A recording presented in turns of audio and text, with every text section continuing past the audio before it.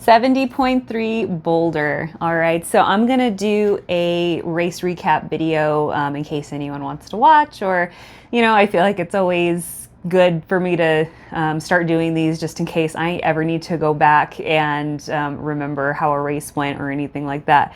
But yeah, I'm kind of going to go over how stuff went before the race, during, after, and if you have any questions about Boulder, if you've never done it, or if you want to exchange war stories on the course and how your day went, feel free to leave some stuff in the comments, or, if you have me on social media, feel free to reach out there.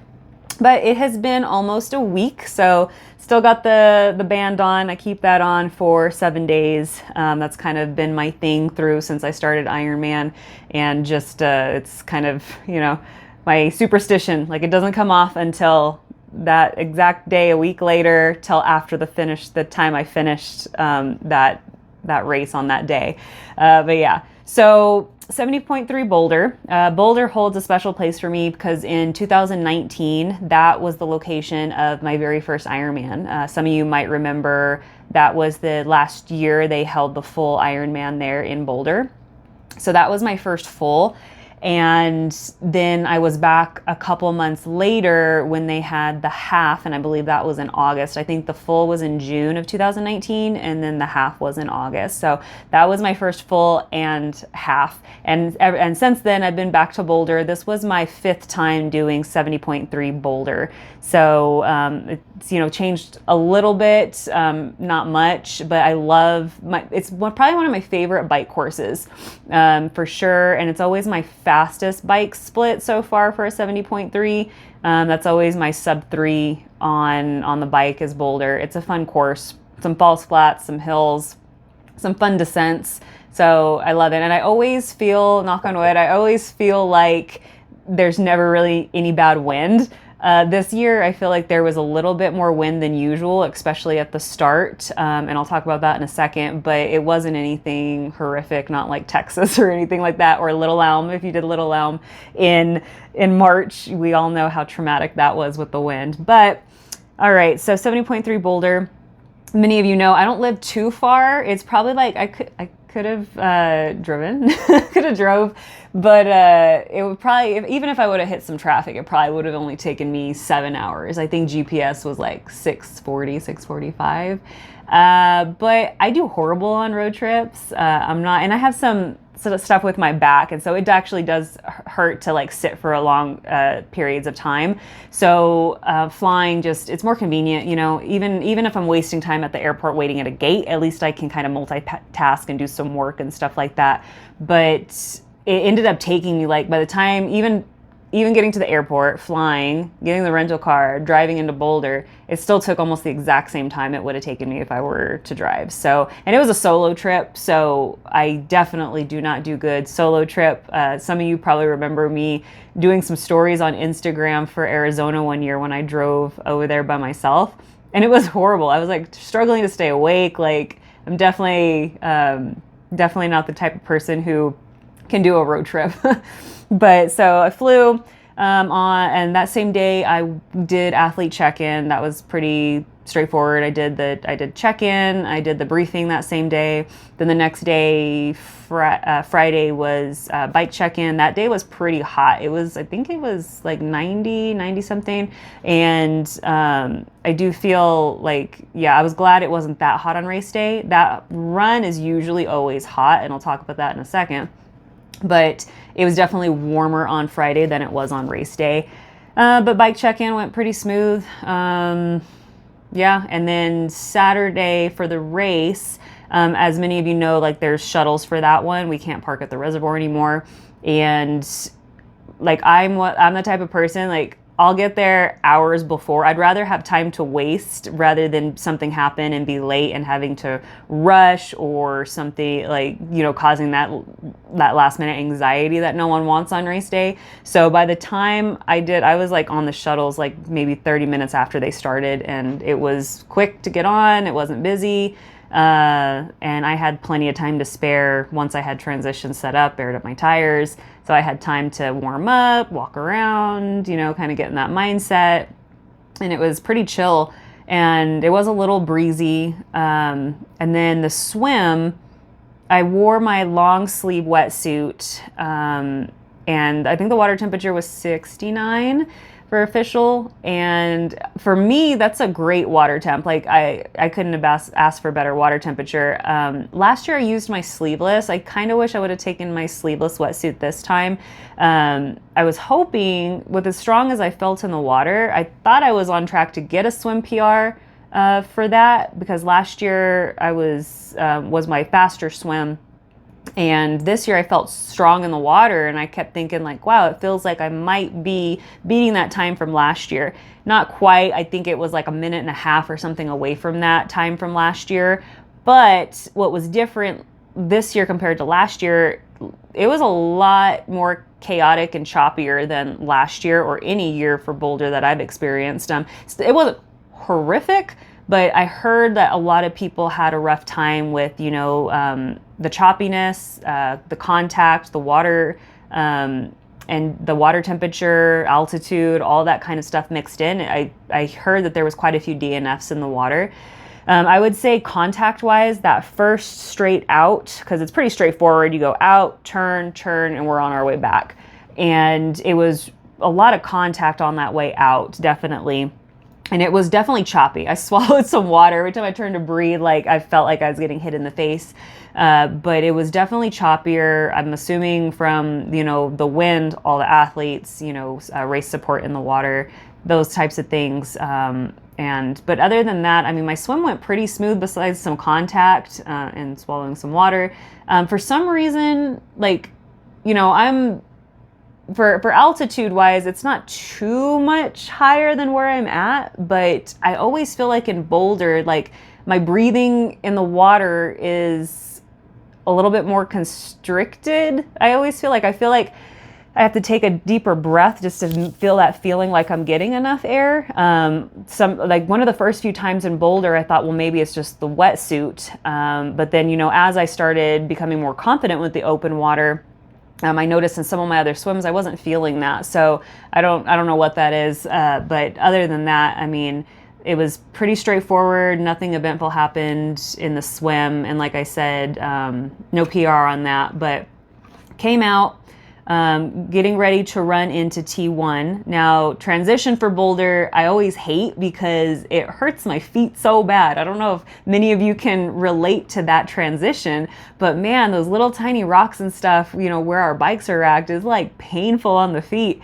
So, and then my bike was racked closer to the bike out. So I had all that way to run through that whole transition barefoot. So, here I am like, tiptoeing all the way, but ran into T1, porta potty stop, bike, and then headed out to the mountain line.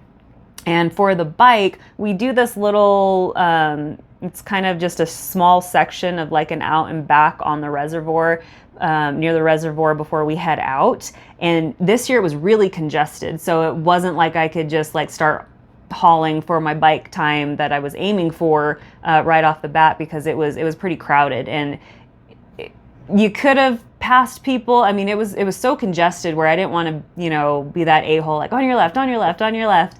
So I just kind of I passed a few people, but then I kind of just rode with it and kind of eased in with everyone until we, spread out and were able to go.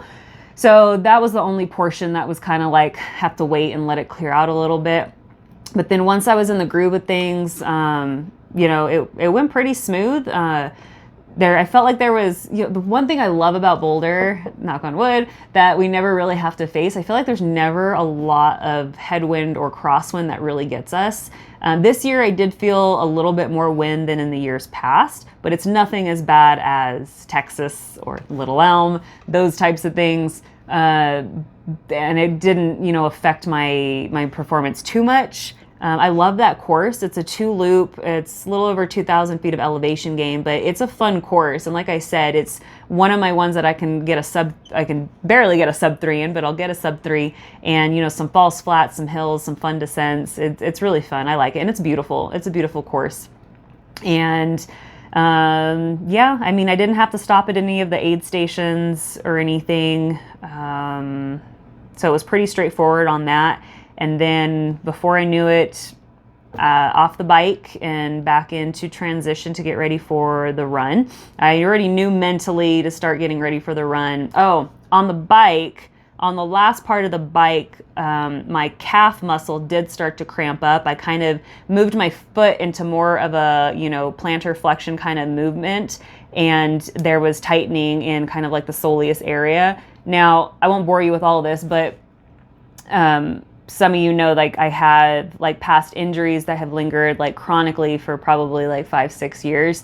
And it's like some nerve stuff and all kinds of stuff with that like left hip down to the left foot area. So sometimes I'll have like nerve tingling and stuff. And then there's like some like muscle issues in there. And it just kind of tightened up. And I was like, ooh, if I move this the wrong way, it's going to really hurt. It's going to spasm. So I kind of just took it a little conservatively on what I was doing with the left leg. And I didn't know how that was going to affect my run. I mean, normally my runs in a triathlon, the first like few miles are, I can't even really, even if I feel fabulous, I can't really pick it up into a pace that I want to go, just because of that. I don't know how to describe the feeling. It's almost like someone has duct tape wrapped around my lower leg into my ankle.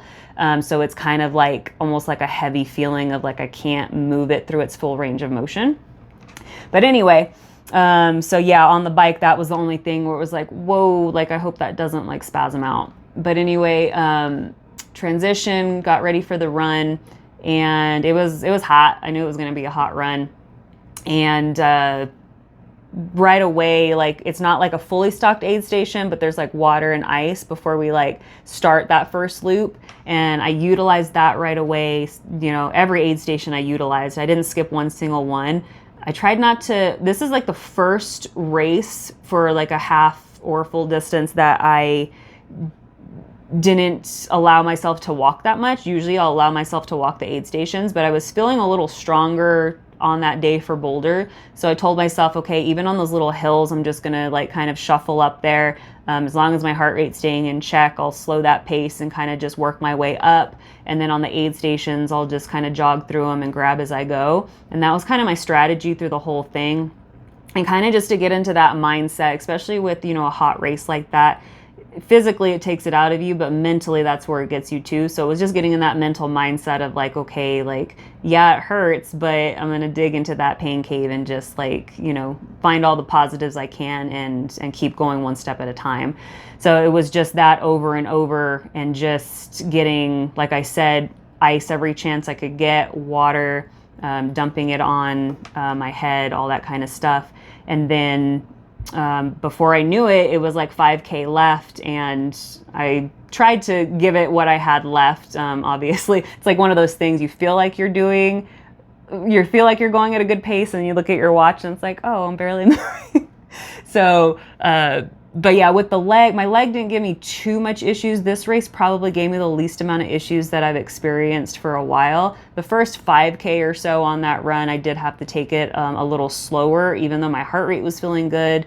That data was looking fine, but my leg issue, it was just anytime I really try to get into good running technique with that plantar flexion or anything like that, that limitation through there, it kind of affects, my pace. So eventually that does subside around 30 to 40 minutes in, usually 45.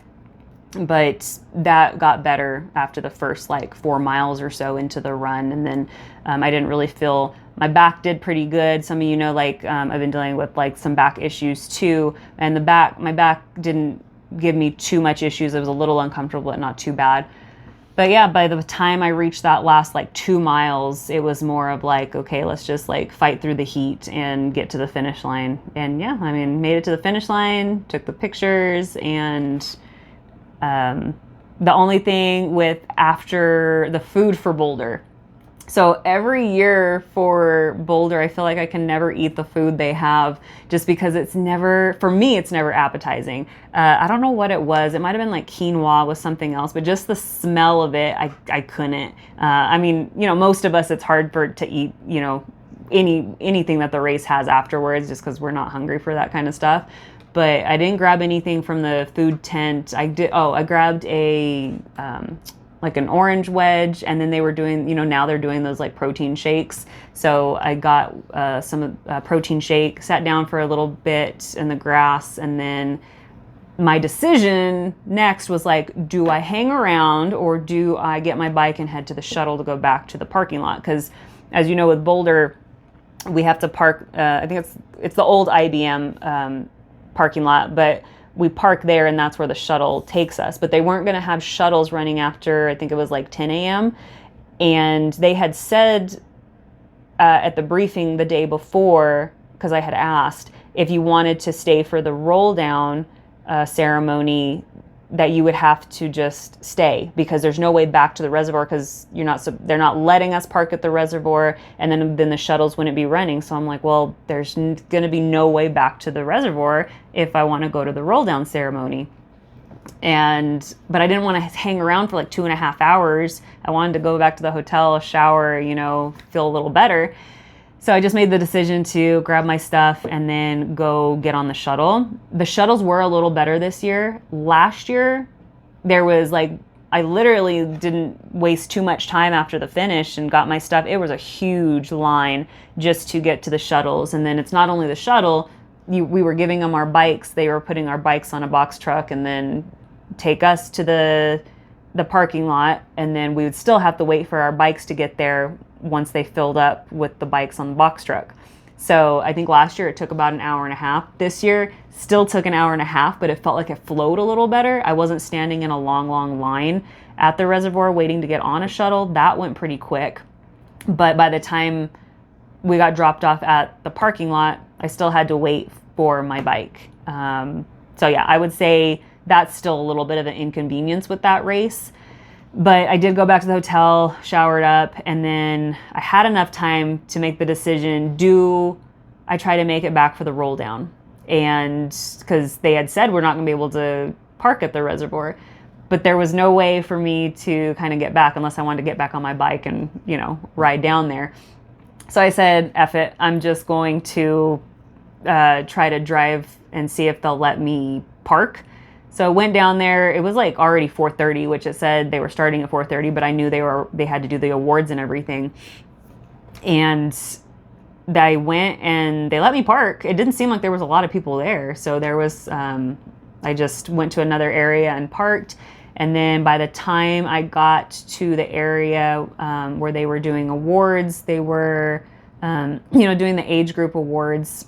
And then they were going to do the roll down for the 70.3 World Championships. Now, I was iffy if the chance came to get a spot. I didn't know if I wanted to take it. Some of you know that I went to the World Championships for Ironman for the full in Nice in 24. And I was like, well, do I want to spend the money going back to Nice for the 70.3 World Championship if the opportunity presents itself? So I was kind of like up and down about it, and I was texting my husband, and as it kept going, I noticed like all the winners of the age groups, they were turning down their spots, and I'm like, and then the amount of people that were there wasn't a lot of people, so it was like, okay, the odds of getting a spot are becoming very good right now, because now all these age group slots, they're just going back in the performance pool because no one's taking them. And I don't know what it is. And I feel like it was that way for the World Championships for Nice for the full. And I don't know if it's just because, it is an inconvenience like for that race. It's, an out of the country trip. It's expensive, it's a lot of like time to be gone. So I know there's a lot of logistics that go in there too of why people, either take one or don't take one. But again, I didn't know, did I want to, do that time and money to go back to Nice? But I waited, and then by the time they were going to do the roll down for the performance pool. So the women were first. And there was I think there ended up being 28 spots, and they had us just raise our hand to see how many women wanted to go. And I was like, F it, I'm just going to put my hand up. there ended up being like 24 women, 28 spots. So we all got a spot. Okay. I'm not going to say I was this like, badass and it came down to the wire and I got it. But if the opportunity is there, I'm going to take it. Right. And it was one of those things like, if you show, it's not like it was just given out. I know I had to show up. I know I still had to perform. And who knows, like if I do feel that if it was more convenient for the roll down, like last year and the year before, they had it at, I think it was some brewery.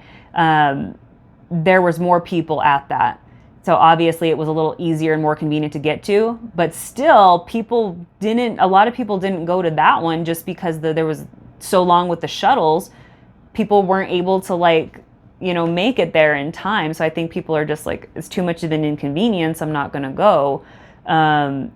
But I mean, I know that I think that if more people went to the roll down, it would have been, of course, like going by the number on the performance pool. But even for the men, because I was, when we were, doing the process to do our stuff for the world championship for the women, it was the men's turn. And same thing, like he was saying, okay, like how many men want to go?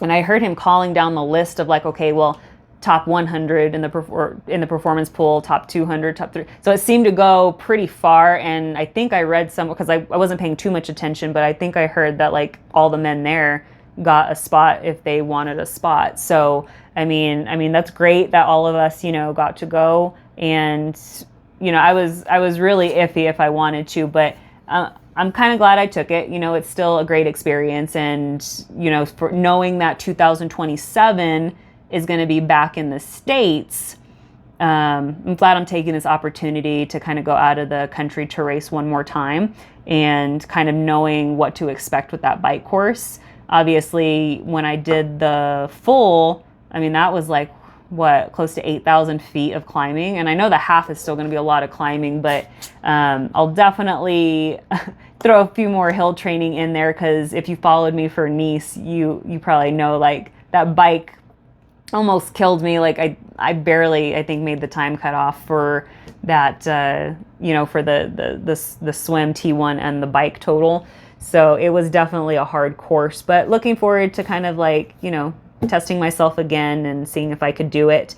And like I was saying, for the 2027, someone was asking me like, what are my thoughts on it being, in Chattanooga next year for 27. And I think that that's great, but I do think it's going to be, in my opinion, I foresee it being a little harder to qualify for 2027, just because I feel like it's so much more convenient that the World Championship is in the States. I feel like a lot more people are going to be able to do it, right? You're not going to have to take a week and a half, 2 weeks, fly across the country, all that kind of stuff. So I feel like it's going to be a lot harder to get a spot for next year, but we'll see.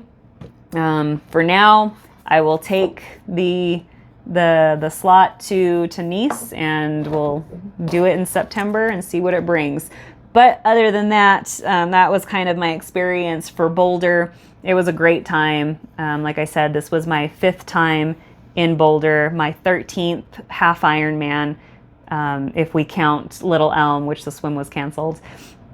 But yeah, let me know if you have any questions on Boulder. And then up next, I have 70.3 Oregon in July. So that one's a really fun one. I'm looking forward to that fast swim, and we'll go from there. Thanks for listening along.